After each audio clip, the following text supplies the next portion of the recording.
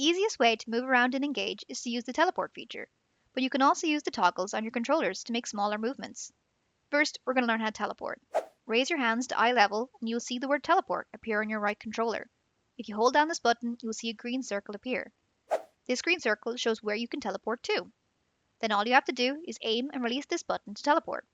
You can turn around by moving your head or using the thumbstick on your right controller.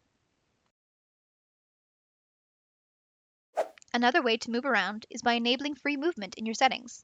Free movement allows you to use the thumbstick on your left controller to navigate around your space.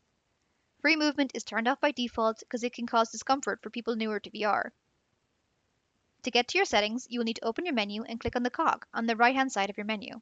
Then go to User Preferences and click to enable free movement. Now that free movement is enabled, you'll be able to use your left toggle stick to glide around your location.